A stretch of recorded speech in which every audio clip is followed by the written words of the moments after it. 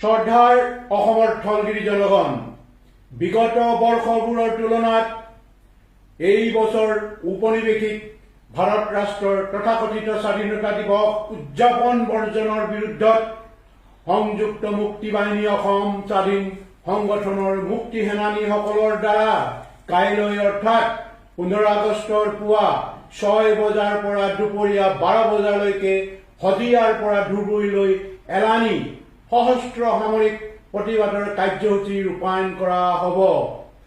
সেয়েহে জাতি, ধৰ্ম, বৰ্ণ আৰু আবাল বৃদ্ধ বনিতা নিৰ্বিশেষে কাইলৈ তথা 15 আগষ্ট দিনটোত সকলো ধৰণৰ চৰকাৰী বেচৰকাৰী কাৰ্যসূচী, ৰাজহুৱা স্থানত সমাৱেশ সমাগম পৰিহাৰ কৰাৰ উপৰিও পুৱা 6 বজাৰ পৰা দুপৰীয়া 12 বজালৈকে ঘৰৰ চৌহদৰ বাহিৰলৈ নোলাবলৈ শ্ৰদ্ধাপূৰ্ণ আন্তৰিক অনুৰোধ জনালো।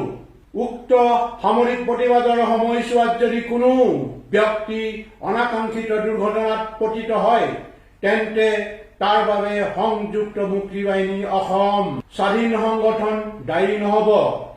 স্বদেশ আৰু স্বজাতিৰ জন্মগত ৰাজনৈতিক স্বাৰ্থৰ হেতু স্থলগিৰি জনগণে এই সময়ছোৱাত সামান্য কষ্ট ত্যাগেৰে সহযোগিতা আগবঢ়াব বুলি আশা ৰাখিলো। জয় অসম।